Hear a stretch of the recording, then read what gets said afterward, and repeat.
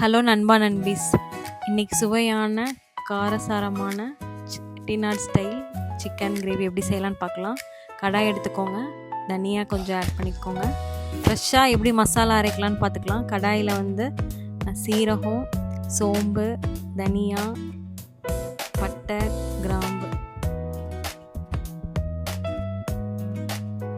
அதோடு சேர்த்து காரத்துக்கு 3 வரமிளகா ஆட் பண்ணிவிட்டு நல்லா ஃப்ரை பண்ணிவிட்டு அந்த அரோமா ஸ்மெல் வந்தோடனே ஸ்டாப் பண்ணிட்டு கொஞ்சம் கருவேப்பிலை ஆட் பண்ணிக்கோங்க. ஆட் பண்ணிட்டு நல்லா ஃப்ரை பண்ணிவிட்டு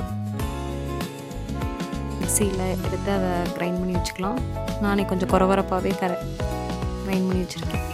இப்போது கடாயில் எண்ணெய் ஆட் பண்ணிவிட்டு கொஞ்சம் கீ லைட்டாக ஆட் பண்ணிக்கோங்க. கிராம்பு, பட்டை கொஞ்சம் ஆட் பண்ணிட்டு நான் இன்றைக்கி சின்ன வெங்காயம் ஒரு 250 கிராம் எடுத்து வச்சுருக்கேன். ஃபைனாக கட் பண்ணி வச்சுருக்கேன்.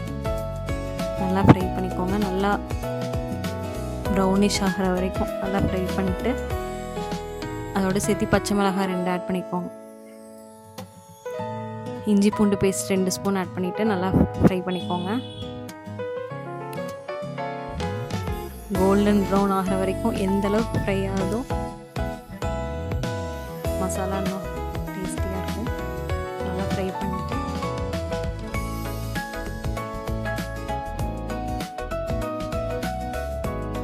இப்போ தக்காளி ஆட் பண்ணிக்கலாம். நாளைக்கு ஒரே ஒரு தக்காளி மட்டும் ஆட் பண்ணியிருக்கேன். நல்லா ஃப்ரை பண்ணிக்கோங்க.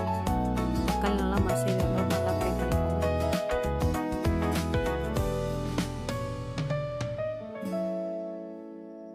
இப்போது சிக்கன் பீசஸ்லாம் ஆட் பண்ணிக்கலாம். நான் இன்றைக்கி 1 kg நாட்டுக்கோழி சிக்கன் எடுத்திருக்கேன். இப்போ மசாலாஸ்லாம் ஆட் பண்ணுறேன். கொஞ்சம் மஞ்சத்தூள், சிக்கன் மசாலா, அதுக்கப்புறம் மிளகாய்த்தூள் 2 ஸ்பூன் ஆட் பண்ணியிருக்கேன். உப்பு அதோடு சேர்த்து நம்ம ஃபஸ்ட்டு ஃபைனாக அரைச்சோம்னா அந்த பேஸ்ட்டு அதையும் சேர்த்து நல்லா இது கொடுத்திங்கன்னா டேஸ்ட்டாக இருக்கும். எல்லா மசாலாஸ் ஃபஸ்ட்டு போட் பண்ணிக்கலாம். வெங்காயம், தக்காளியோடு சேர்த்து மசாலா தனியாக ஒரு தக்காளி மட்டும் அரைச்சி ஆட் பண்ணியிருக்கேன். இப்போது தேவையான அளவு தண்ணி, சிக்கன் நல்லா மூழ்கிற அளவுக்கு நான் இன்றைக்கி 2 டம்ளர் தண்ணி ஆட் பண்ணியிருக்கேன்.